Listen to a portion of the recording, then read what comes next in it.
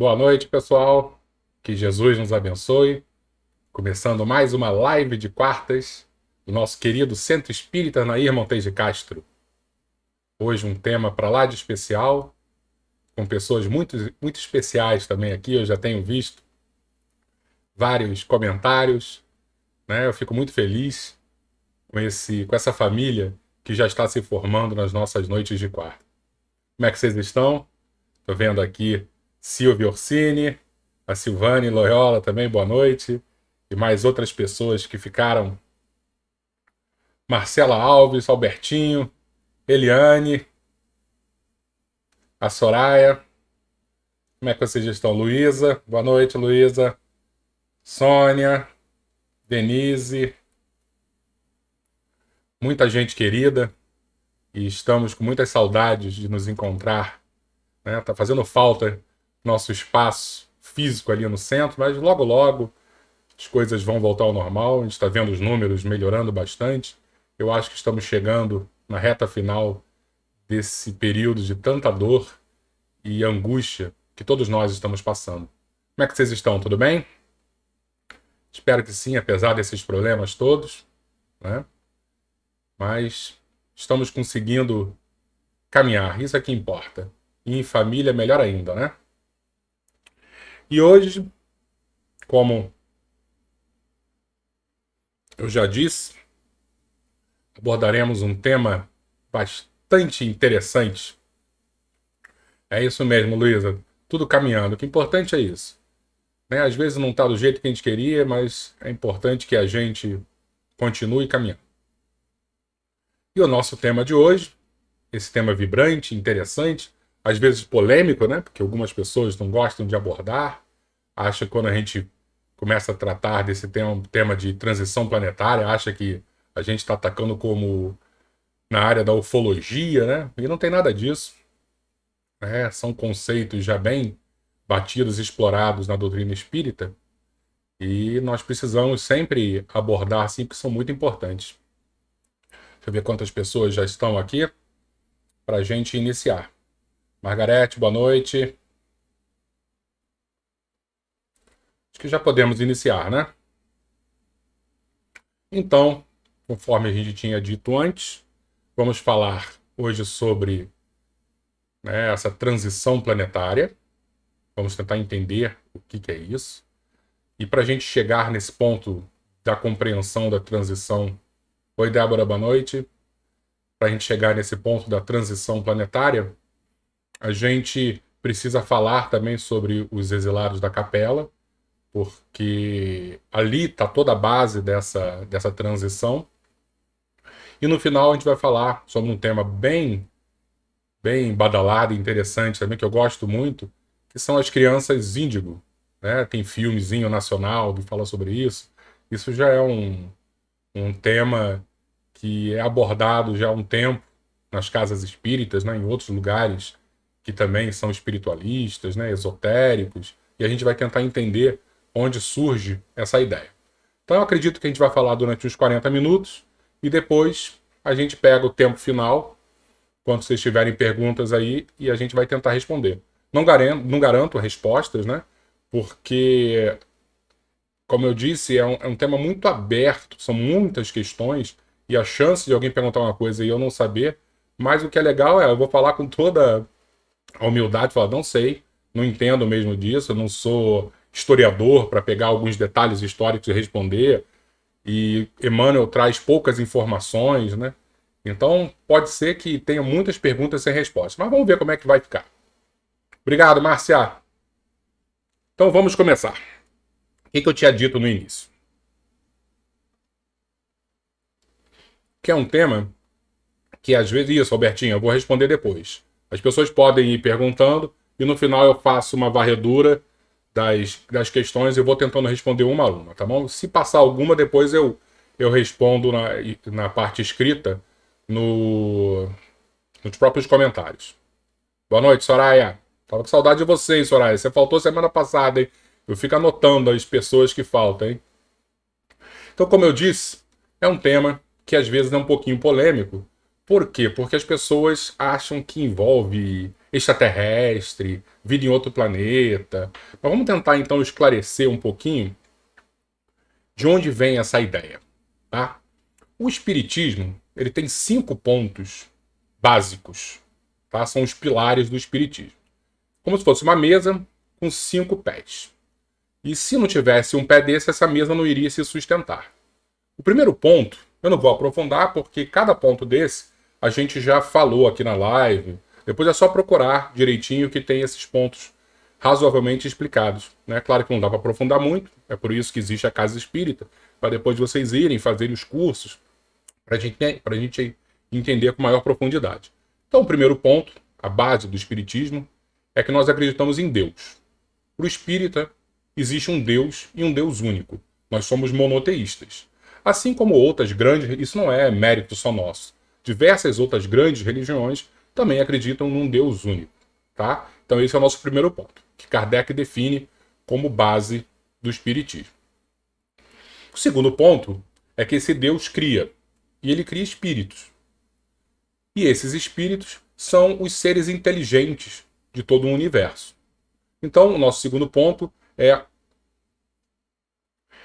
essa espiritualidade que existe, tá? E que acaba sendo imortal. Então, nós somos espíritos imortais. Então, o primeiro ponto é Deus. O segundo ponto é a imortalidade da alma, tá? Sem esse conceito de que nós, os seres inteligentes do universo, somos imortais, o espiritismo ele perde uma perna muito importante dessa mesa. O terceiro ponto é que esses seres imortais, os espíritos, eles de vez em quando precisam vir e usar um corpo material. Então, seria a reencarnação, a pluralidade das existências. Terceiro ponto. Sem esse, a mesa não fica em pé. O quarto ponto é que nós, seres encarnados, né, com essa roupa material, podemos nos comunicar com os seres inteligentes do plano espiritual, isto é, os espíritos.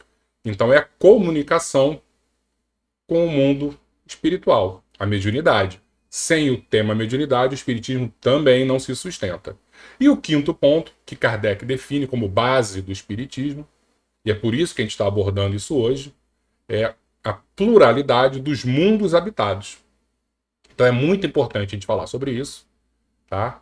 Às vezes as pessoas não gostam de tocar nesse tema porque parece ficção científica, mas não, tá? É a base do espiritismo.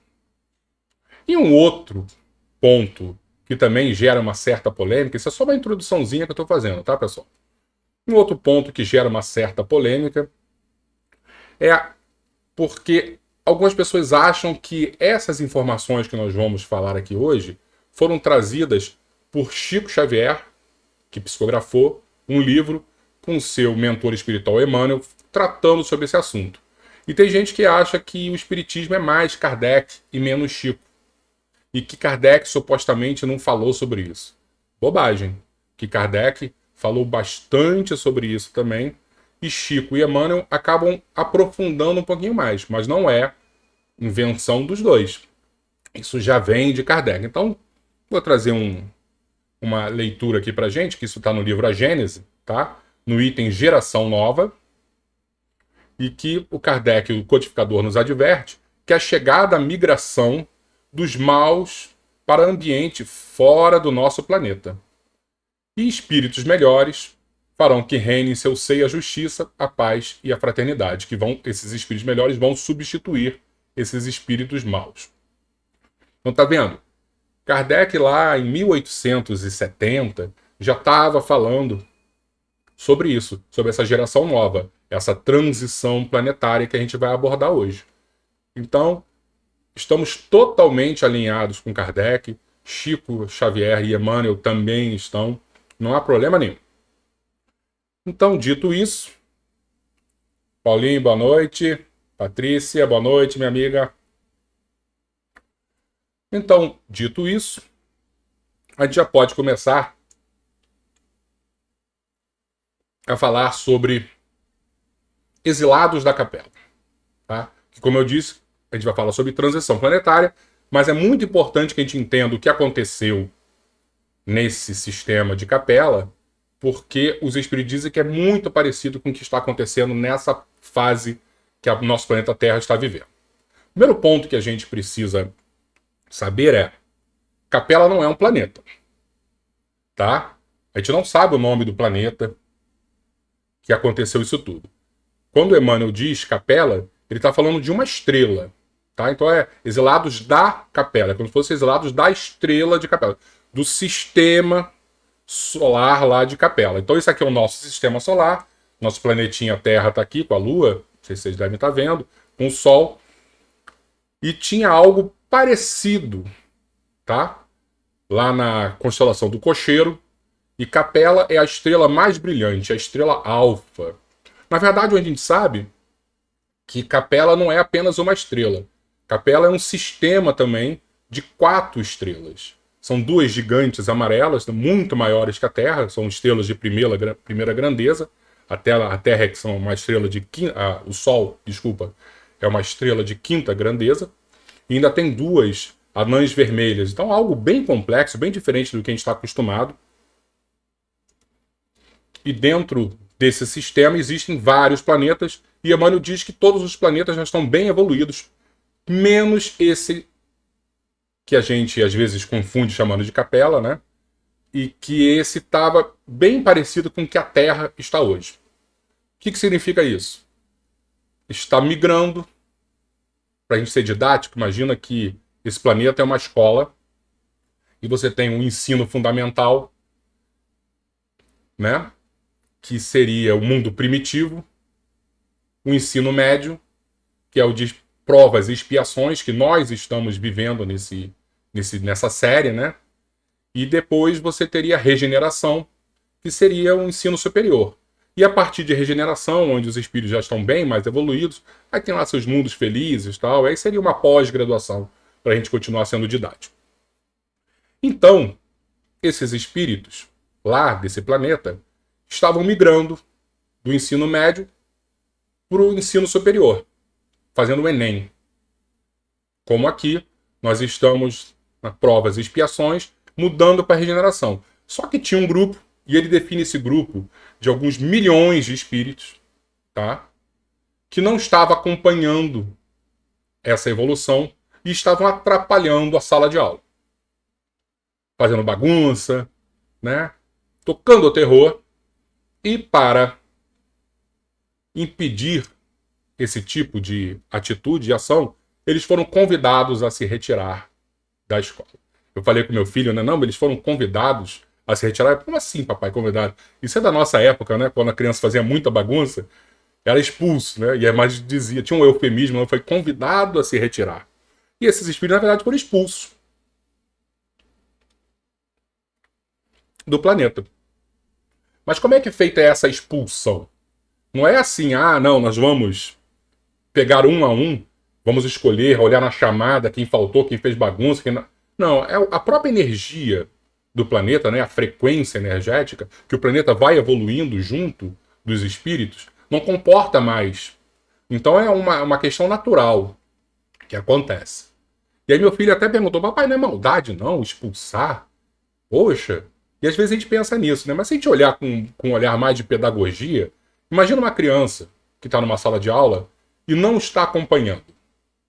E por não estar acompanhando, não tem o foco necessário, acaba fazendo grandes bobagens, porque não está prestando atenção e acaba atrapalhando os outros.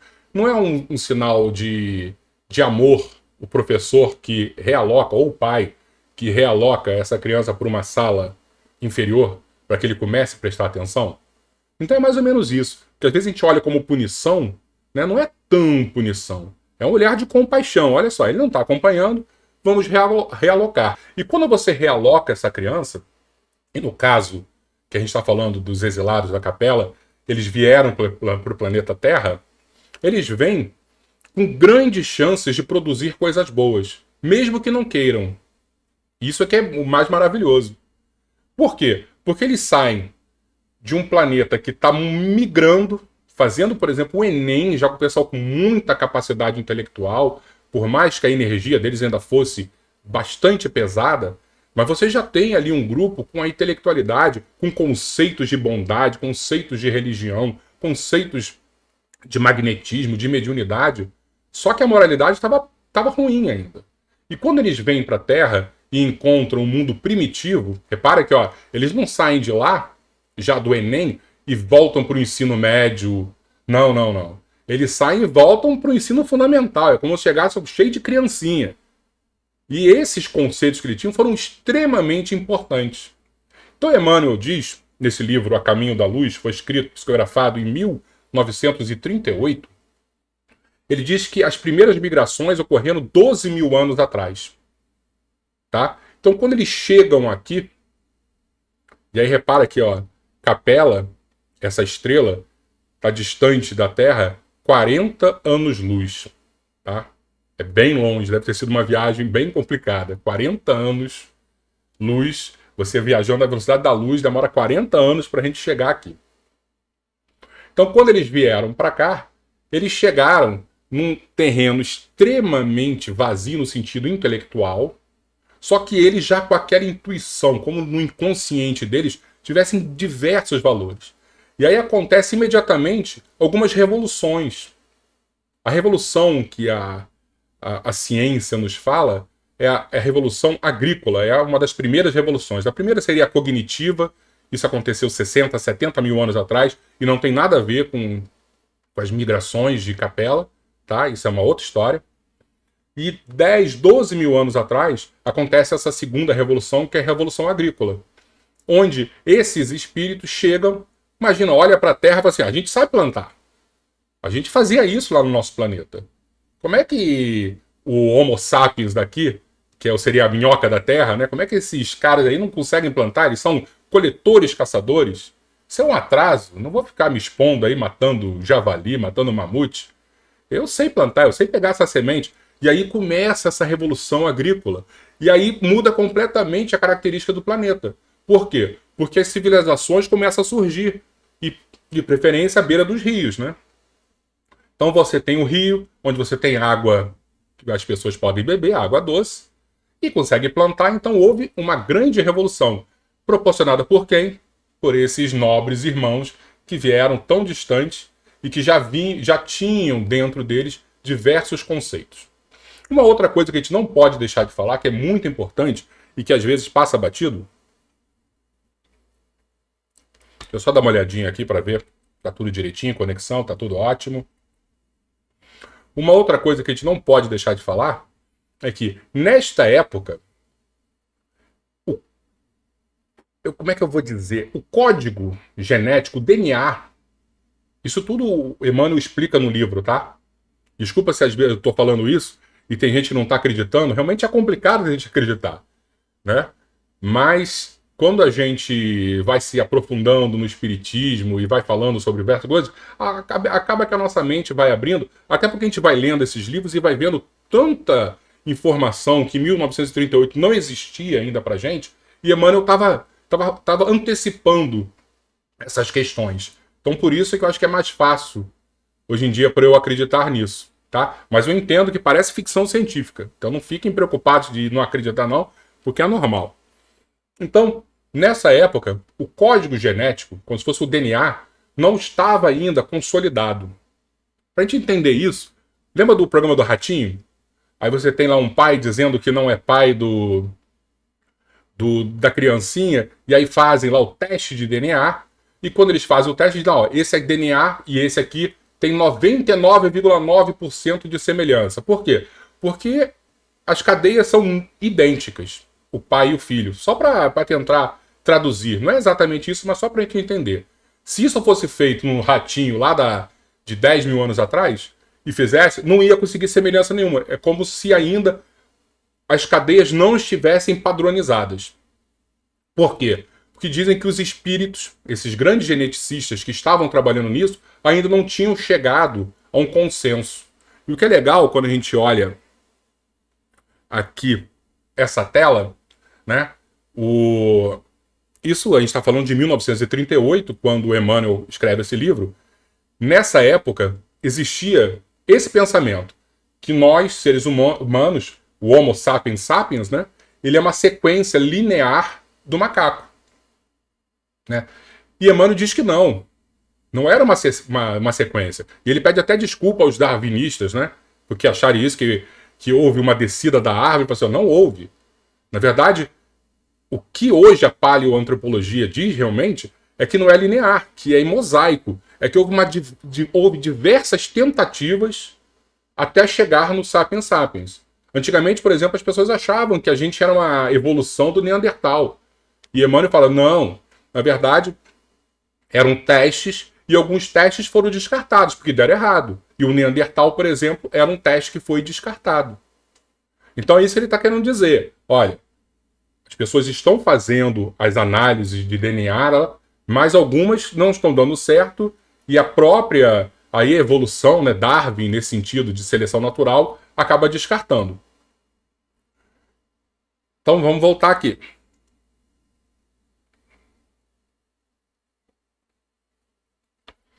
Então, quando um espírito vem lá de longe, lá de Capela para cá, esses espíritos são muito mais evoluídos do que os espíritos que já estavam aqui. Os espíritos da Terra, do planeta Terra mesmo.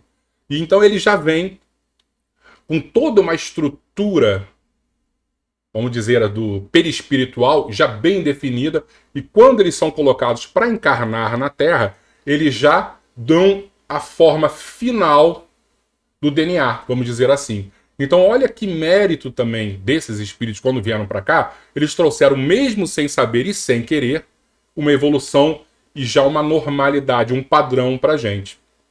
Isso é muito importante, tá? Então isso conta na evolução deles e conta para o retorno.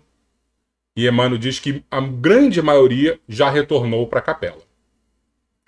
Então a gente vai falar um pouquinho agora dos 4 grandes grupos que vieram para a Terra e que formaram as civilizações aqui. O primeiro que eu acho mais maravilhoso, eu não estou falando na ordem de chegada, tá? Então a gente vai falar o primeiro dos egípcios. E os egípcios são legais porque a gente sempre tem isso. Será que eram os extraterrestres que ajudaram a fazer pirâmide? Porque as pirâmides têm aqueles cálculos, né? Além de fazer a pirâmide, que era muito difícil, tem umas informações ali importantíssimas, porque as medidas delas têm sempre alguns significados científicos extremamente complexos, né? E que a gente olha e fala, como é que esses caras sabiam disso? Na verdade, não foram os ETs que fizeram. Na verdade, pelo que Emmanuel diz, eles eram os ETs e que encarnaram aqui. Não era algo de fora. Eles, os espíritos de seres de outros planetas, vieram e trouxeram toda essa evolução. Tá? E o que ele fala que esse grupo específico, né, que deu origem aos egípcios, era um grupo assim que tinha um conhecimento de magnetismo muito grande. Tá? Extremamente intelectualizado. Para fazer uma pirâmide não podia ser outra coisa, né? Eles tinham conceitos religiosos, não eram muito religiosos, mas eles tinham conceitos já bem definidos, tanto que ele fala que existia o monoteísmo, né, simbólico, na verdade o politeísmo simbólico, né? Porque eles eram monoteístas, mas quando eles chegaram e viram a população aqui da Terra, falaram assim, esse grupo não vai saber lidar com um Deus só. Então eles utilizavam um conceito de politeísmo para conseguir agradar, né, os interesses dos espíritos que aqui habitavam. A reencarnação, eles tinham um conceito de reencarnação.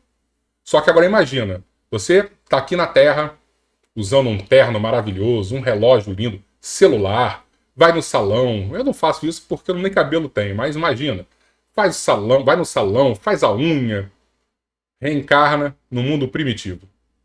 Você olha para tua unha assim e fala, meu Deus do céu, olha quanta coisa, quanta sujeira. Você se depila para ficar... Agora você é todo peludo. O que você acha? Que você voltou a reencarnar num reino animal. Por isso que os egípcios têm esse conceito da metempsicose, que é o quê? É você acreditar que pode voltar a reencarnar em corpos de animais. E os espíritos dizem pra gente que isso não acontece. Mas esse conceito vem de onde? Vem daí. E digo mais, chegar num corpo, encarnar, e você não conseguir desenvolver o teu pensamento como você desenvolvia lá no próprio planeta, deve ser muito ruim também, né? Você acha o quê? Ah, voltei e encarnei no macaco. Eu não estou conseguindo pensar do jeito que eu pensava. Porque a gente, nessa época, a nossa forma de pensar era muito mais rudimentar. Nossa estrutura genética era muito mais rudimentar. Tá? Então esses são os egípcios. Um outro grupo, um grupo bem interessante também, são os hebreus, os nossos queridos judeus. Esses seriam os grandes religiosos. Aquele grupo que tinha fé, mas uma fé tão grande, só que a fé era tão grande que eles até matavam por causa dessa fé. E a gente conhece, né? Muitos religiosos que, se você pensa diferente, você de alguma maneira está sentenciado às trevas, e outros chegam até às vias de fato, vou matar você porque você não é da minha religião, nós somos inimigos.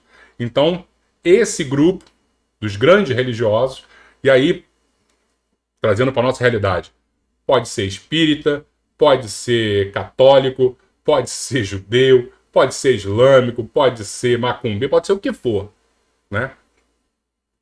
A gente não tem que criar nenhum tipo de, não, esse grupo específico é que foi para lá, não. Os religiosos, aqueles que acreditam em Deus e tal, mas ainda são muito desequilibrados. E desequilibrados por quê? Isso é muito importante a gente falar aqui.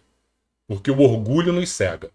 Eu posso ter a fé que for, mas se o orgulho for maior que a minha fé, essa minha fé vai me levar para o lado errado. Ok? É a mesma coisa, eu posso ser extremamente intelectualizado, como lá os egípcios.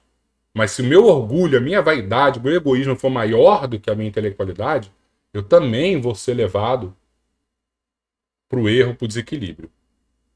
Perfeito?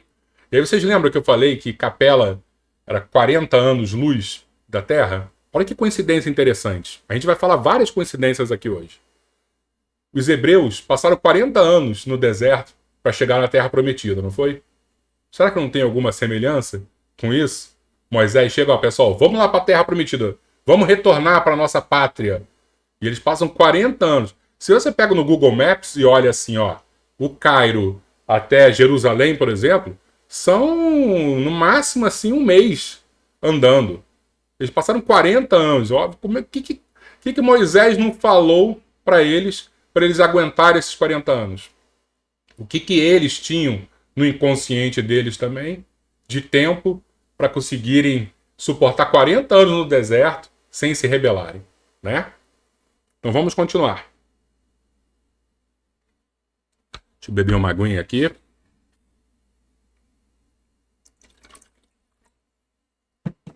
Mais um grupo. E agora a gente vai falar um grupo que se fixou ali no rio chamado Indo, um rio na Ásia. Repara, o primeiro grupo que nós somos, o grupo dos egípcios, ficou no rio Nilo. O segundo grupo fica mais ou menos ali no rio Jordão. O terceiro no rio Indo. E também depois eles foram para o Gange. Tá? E esse é o grupo que a gente vai chamar dos hindus. Esse grupinho, a mesma coisa. Chegou aqui, ficou à beira do rio, criou a civilização. Esse era dos verdadeiros espiritualizados. Eu gosto de falar dos verdadeiros porque eles se achavam os verdadeiros, né? Os únicos. Aqueles que meditavam, aqueles que jejuavam, aqueles que não comiam carne, seriam os nossos veganos, né? Os nossos vegetarianos, né? Algum problema ser vegano? Lógico que não. Mas quando a gente acha que nós somos melhores que os outros, eu sou melhor porque eu não como carne, você tem que morrer, você é inferior. Mais uma vez o orgulho, nossa vaidade nos cegando. E esse eram os grupos desse povo mais espiritualizado. Eram tão superiores, se achavam tão superiores, que quando chegaram, fizeram o quê? Divisão das castas. Você, sacerdote, você, o poeta, você, nobreza, vocês são os escolhidos. Vocês aqui da terra, minhoca da terra, são os párias, né? Os Dalits. Você deve lembrar da novela da Globo, tem uma novela que falou sobre a Índia, né? E tinha um grupo lá que era o grupo que era tão amaldiçoado que a própria sombra deles não podia tocar nos escolhidos. Por quê? Porque eles se achavam muito superiores, intelectualmente, moralmente, E não conseguiram entender que foram degradados justamente por isso. Né? Justamente por isso, por esse sentido de superioridade. Repara que existe maldade, existe tudo. Mas quando a gente começa a analisar, né, esse sentido de superioridade é muito pernicioso. E aí é só olhar, né, o anjo caído. O anjo caído era o quê? Era aquele anjo que queria ser superior a Deus. Olha o simbolismo, né? Olha como é que a gente guardou essas lembranças. Tá? Então são os hindus o terceiro grupo. E o quarto é o que eu gosto mais, é o que tem muito a ver com a gente, com a nossa sociedade ocidental, que são os árias, né? O Emmanuel cita em 1938, ainda existia esse conceito, como a raça ariana. E a raça ariana, quem era? Era o pessoal que não acreditava em Deus, não tinha fé, não tinha religião, não tinha espiritualidade. Era o povão da guerra, da batalha, né? O povo que era belicoso pra caramba. E eles foram expulsos. E, na verdade, eles foram os primeiros a chegar. Eu deixei por último porque eu gosto mais deles. Mas Emmanuel diz que eles são os primeiros a chegar. E quando chegam, já que eles não têm nenhum vínculo de fé, de religião, eles falam assim, ó, eu vou fazer o paraíso novo aqui na Terra. Eu não vou ficar rezando, pedindo para voltar, não. Eu vou viver aqui. E eles começam a nascer e começam a se espalhar. A primeira parte que eles fazem é descer um pouquinho, eles surgem, né, ali no Monte Pamir. E é interessante que Emmanuel, em 1938, fala que ele surge no Monte Pamir. Isso, a história, né, a paleoantropologia, só vai descobrir em 1946, quando encontra as primeiras ossadas ali daqueles que seriam, né, os arianos. Então Emmanuel começa a antecipar muitas coisas nesse livro para a gente, que eu acho bem interessante. E aí, os arianos começam a circular pelo mundo. Eles não se fixam em lugar nenhum. E vão dar origem aqui aos gregos, aos latinos, aos eslavos, aos germânicos. Então toda aquela linha de idioma que a gente sabe, que tem a língua-mãe, que são os indo-europeus, né? Indo por quê? Porque eles começam passando pela Índia, aprendem o sânscrito, criam as tradições védicas com os hindus, e aí depois eles começam a se espalhar pelo mundo. E vão parar tudo na Europa e depois vão vir aqui para a América. Tá? Então eles dão essa origem e que pra gente, Emmanuel diz pra gente o quê? Que eles acabam fazendo tudo aquilo que os outros, que até tinham menos débitos que eles, não fizeram. Por quê? Porque os outros ficaram só entre eles. Os hebreus ficavam fechadinho entre eles, os egípcios fechadinho entre eles, nem informações passavam, né? Tinha as questões iniciáticas, ficavam bem recolhidos. Os hindus, até castas, eles criaram, também não se misturaram, e os arianos falaram, ó, vamos misturar com todo mundo. Emmanuel fala, eles confraternizaram, né? Um jeito bonito de falar. Eles acabaram se misturando mesmo, e misturando culturas, tendo filhos, casando. Foi uma grande festa. E aí, quando a gente pega a história, é só olhar assim, Alexandre o Grande, né? Da Macedônia, quando ele conquista todo o Oriente, ele vai até o rio Indo, né? O que ele faz? Ele mata todo mundo, porque eram muito belicosos, conquista tudo, mas depois que conquistou, conquistamos. Então agora nós vamos casar com as mulheres de vocês e vamos promover a expansão helenística. O que é? É a fusão entre a cultura oriental e a cultura helênica. Tá? Então isso foi extremamente importante, até mesmo para quando Jesus vem, ele já pega um povo que já tinha um idioma único, né? Tinha o grego, era muito mais fácil, por exemplo, quando Paulo de Tarso ia pregar, ele pregava em grego, era o idioma padrão, né? Falava para muitas pessoas. Imagina se cada um falasse um idioma diferente, que dificuldade. E quando ele fazia essa fusão de culturas, era extremamente importante também, por quê? Porque as pessoas daquela época já começavam a se acostumar com ideias novas. Quando chega o cristianismo, já estão acostumados. Não, já tem diversas ideias novas que chegaram aqui, nós já temos a mente aberta. Então foi algo extremamente importante. Os latinos também. Os latinos foram dar origem aqui, a Roma. Então, os romanos, a mesma coisa, se misturavam, aceitavam outros deuses, acabaram sendo bem ecumênicos, vamos dizer assim, e ainda levavam obras de engenharia. Então, mais uma vez, Paulo de Tarso, quando ia pregar, ele não demorava 3 meses para atravessar um rio. Já tinha uma ponte que Roma levou. Então, esse grupo dos arianos foi extremamente importante para transformar, para difundir, por exemplo, o cristianismo. Então, falamos bastante sobre os exilados. E agora a gente vai dar um salto. Já que a gente entendeu, espero que a gente tenha entendido o que são esses exilados, é mais ou menos isso que está acontecendo na Terra atual. Os espíritos aqui estão tentando fazer a migração para a fase de regeneração e tem um grupo que é muito pequeno perto de 8 bilhões de habitantes que nós temos e que está atrapalhando. E dentro desse conceito de compaixão e misericórdia divina, eles vão ser realocados para outros lugares. Tá? Então, é mais ou menos isso. E aí a gente vai entrar, vou voltar aqui de novo para a gente ver esse texto da Gênese, que Kardec diz que espíritos melhores vão substituir, né, aqueles que vão ser exilados da Terra. E quem são esses espíritos melhores? É isso que a gente precisa entender também. Porque não é só da Terra que espíritos vão embora. Chegam espíritos de outros planetas também para virem nascer no nosso planeta Terra. Para dar essa oxigenada de pensamento, essa mudança de atmosfera fluídica, né? A frequência que existe aqui no nosso planeta. E aí tem uma palestra extremamente interessante que o Divaldo fez. Depois procurem, que é Criança Índigo. Bota assim, Divaldo Criança Índigo no YouTube.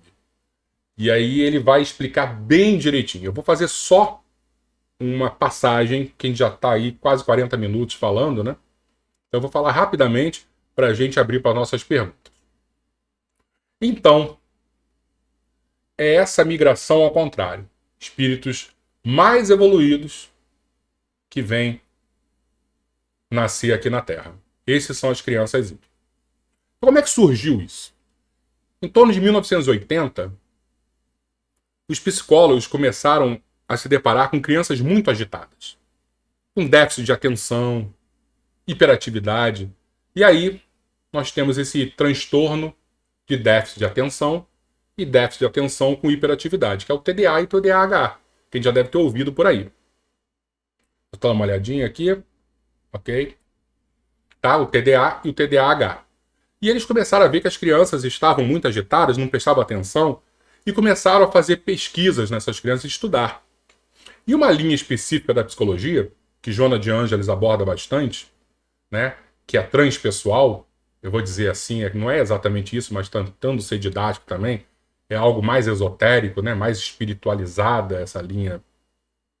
Isso, Soraya, então é normal, tá? A partir de 1980 surgiram muitas dessas crianças.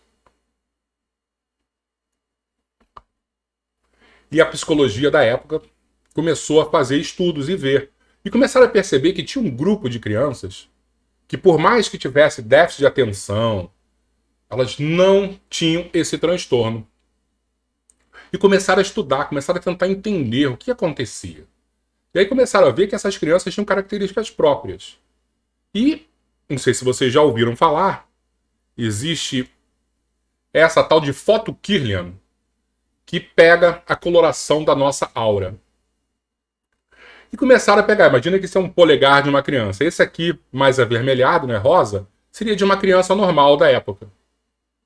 E o outro, mais azulado, começaram, a partir de 1982, as crianças virem com essa coloração da aura. Por isso que é o nome criança índigo, porque o índigo é uma cor azul. E a aura dessas crianças tinha essa característica. Era uma característica de cor azulada.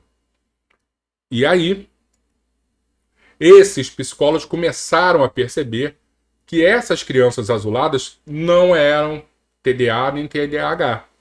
Elas tinham outras características. E aí, Divaldo começa a dizer, depois assiste, que é bem interessante, que são espíritos que não vêm, não é de capela, de uma outra área do nosso sistema, e são espíritos já muito mais avançados, mas não estamos dizendo avançados espiritualmente ainda. A gente está falando avançado intelectualmente, de percepção, de espiritualidade. Não precisa ser exatamente assim moralizados. E eles começaram a vir para cá para já operar uma transformação na nossa sociedade. E é um exemplo interessante. Imagina você pegar uma criança de hoje em dia, 2021, que está na sala de aula, professor falando com um projetor. É claro que nem toda escola tem isso. Mais uma vez, é para a gente ser didático. Projetor, eles estão com iPad, a aula dinâmica, o modelo da educação é totalmente diferente. Aí bota essa mesma criança para assistir lá em 1980. O professor com quadro negro, giz, sem paciência, falando, e as crianças prestando atenção. Só que a criança de 2021 que foi parar lá em 1980, o modelo é muito diferente. E ela não vai acompanhar, não vai ter. Ela tem algum transtorno? Não tem transtorno. Ela simplesmente está acostumada com uma outra abordagem educacional. Ela está acostumada com uma outra abordagem de educação. Então, quando a mãe chega e fala assim, você vai fazer porque eu mando? Ela, não vou fazer.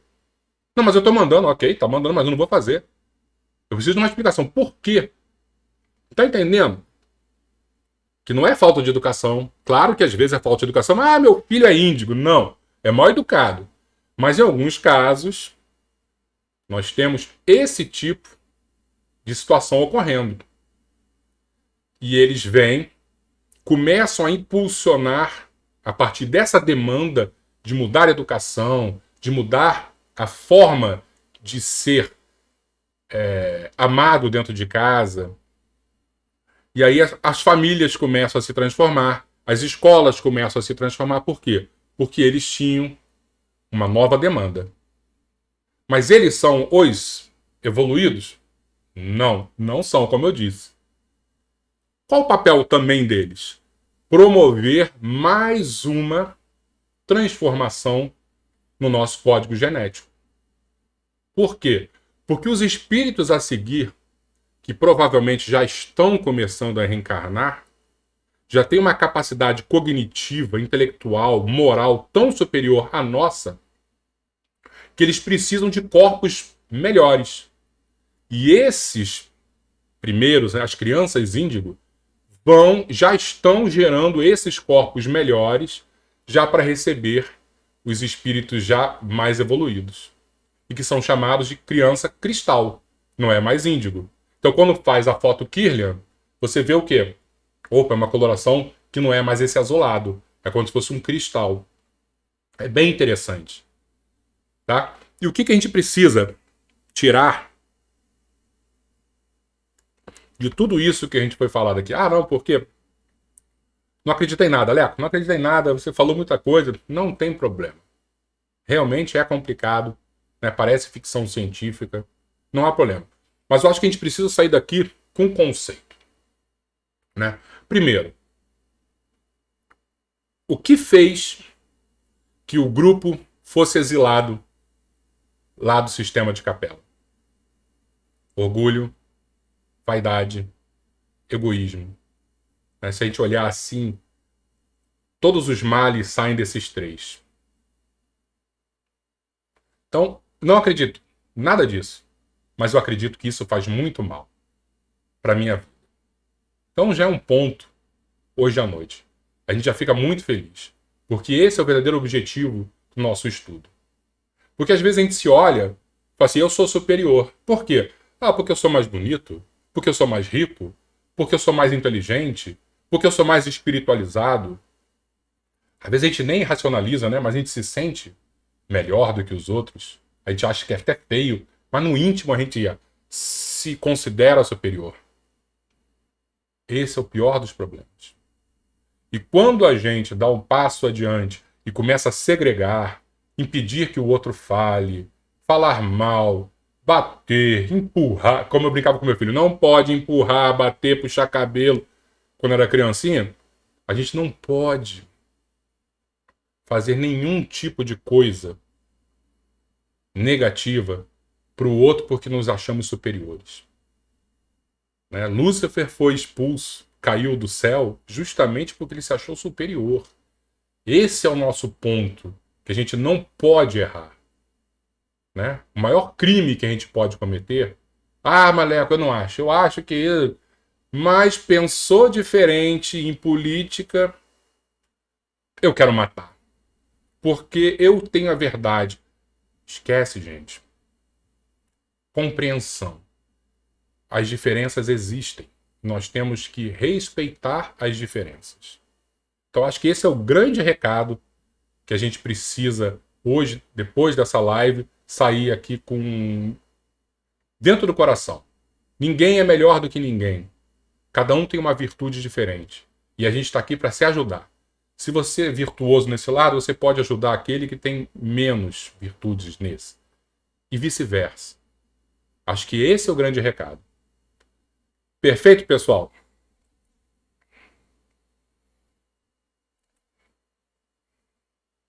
Boa, Albertinho. Falei tanto que o pessoal ficou até tímido de escrever perguntas, hein? Ô, minha sobrinha, minha afilhada. Ô, Maria Cecília.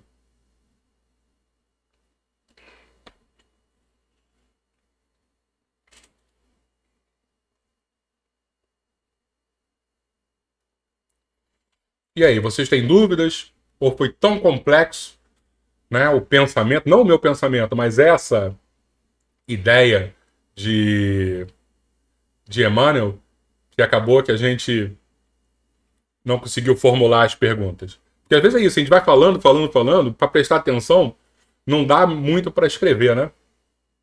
Eu entendo mesmo.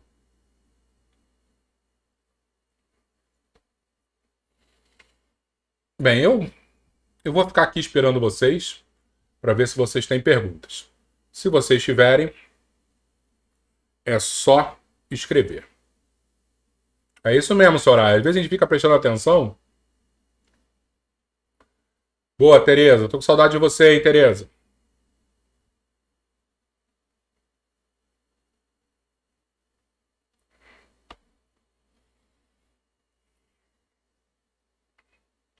Ó, a Eliane perguntou se a gente já tá na transição. Já sim, Eliane. Os espíritos dizem que já estamos. E é uma transição bem lenta, tá? Não é assim de uma hora para outra desaparece uns espíritos e surgem uns bonzinhos, não.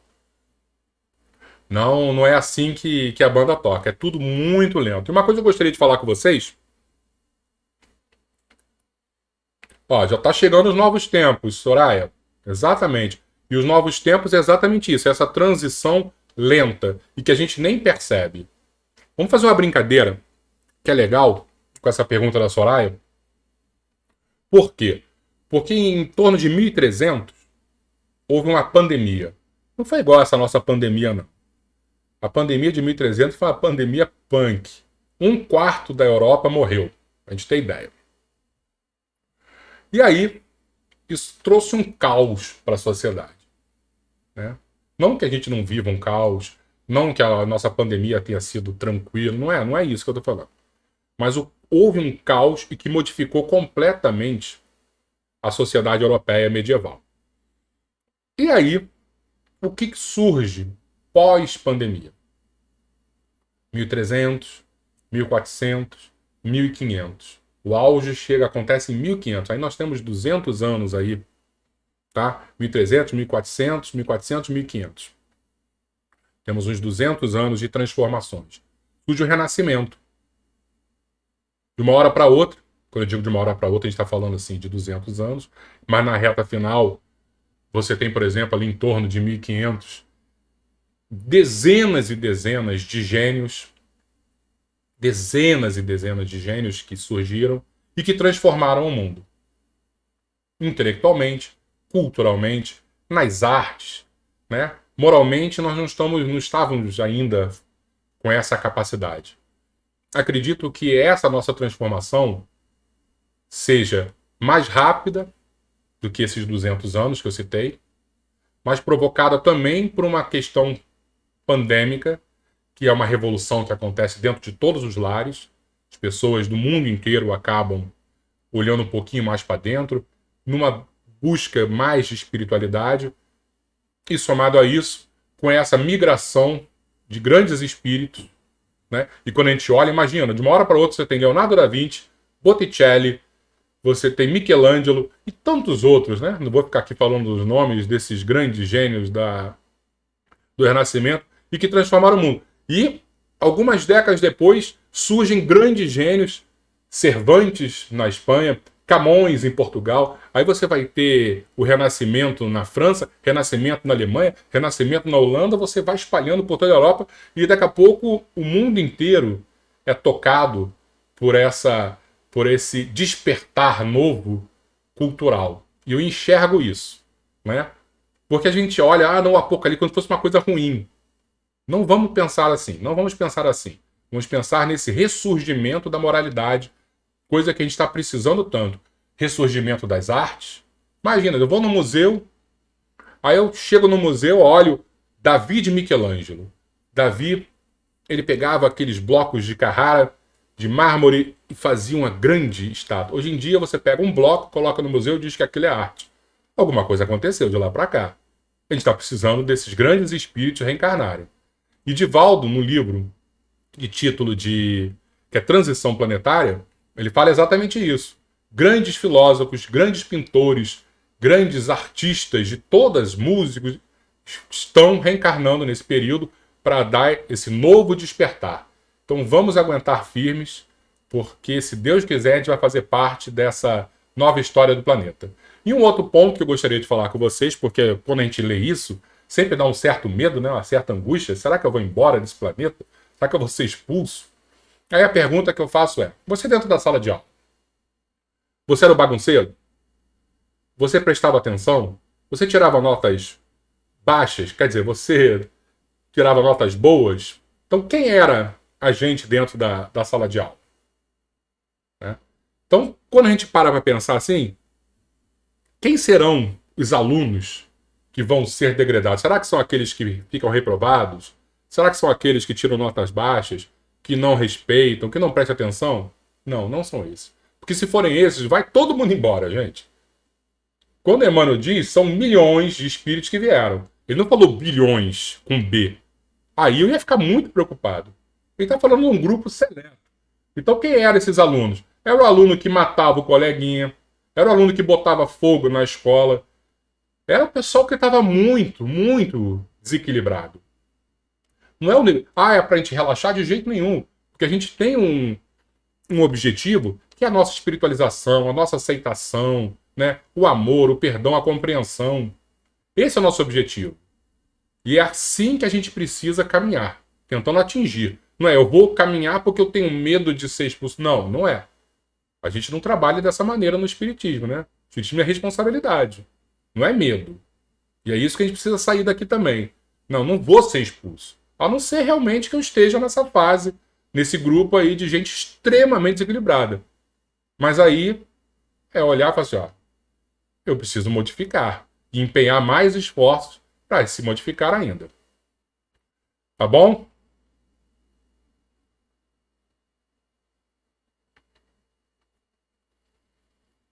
Pessoal, já estamos chegando a 1 hora de live. Tem uma pergunta aqui, que eu acabei de ver, do Franklin. Se tem notícia da espiritualidade, se ainda entre nós ou alguns de nós ainda seriam os mais atrasados de passado de capela, que só agora estariam acordando ou de fato voltaram todos. Pergunta muito boa, Alan. Não sei se já apareceu aqui no nosso chat, ou porque tem um delayzinho e acaba demorando a surgir. Mas será que existem ainda espíritos de capela? Emmanuel fala que sim.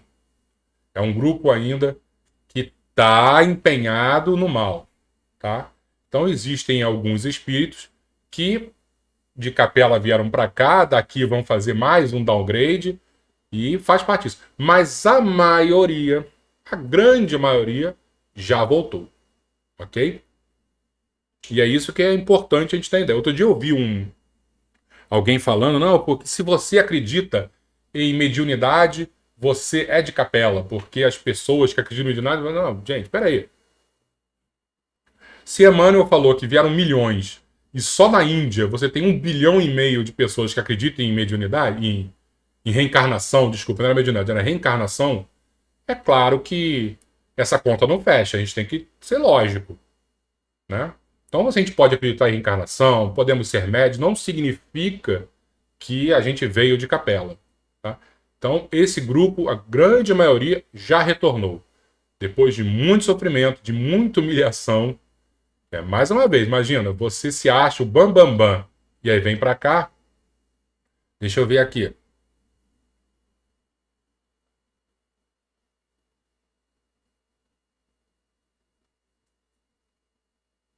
Obrigado, Maria Helena.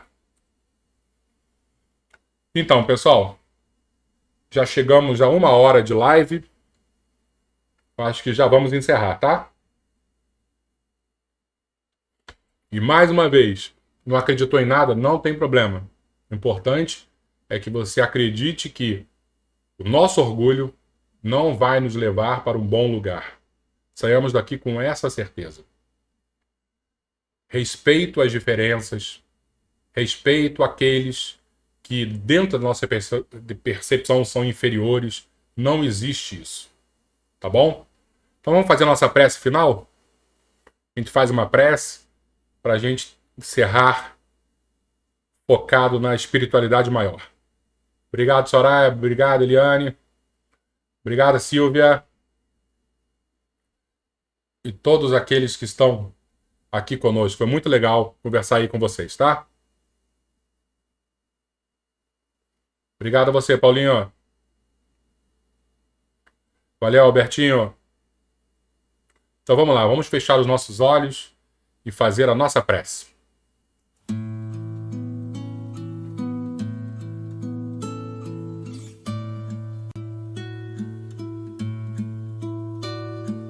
Vamos sentar confortavelmente, fechar os nossos olhos,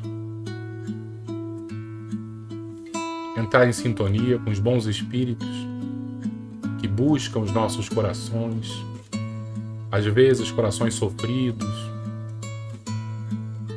com dores, cada um com a sua, com as suas preocupações, com os nossos medos, mas eles estão aqui. Os bons espíritos sempre nos visitam. Temos a certeza de que qualquer dor, qualquer sofrimento, existe uma explicação. Mas também existe um remédio. E esse remédio vem de Jesus. Há 2000 anos, ele aqui reencarnou, nos ensinando, nos apontando e exemplificando principalmente a maneira de agir. Perdoar, amar, compreender. Ele não pediu muito. Então vamos juntos desta família espiritual que nos ama tanto e que nos convida diariamente à renovação. Fazer um pacto de comportamento. Vamos compreender mais. Vamos amar mais. Vamos perdoar, principalmente os nossos erros. O auto-perdão é libertador. Com ele, conseguimos voltar à caminhada. Obrigado, Jesus. Fica conosco. Diminui a cada dia o nosso orgulho, a nossa vaidade, o nosso egoísmo. Fortalece os nossos propósitos na tua seara. É isso que te pedimos. Assim seja, Mestre.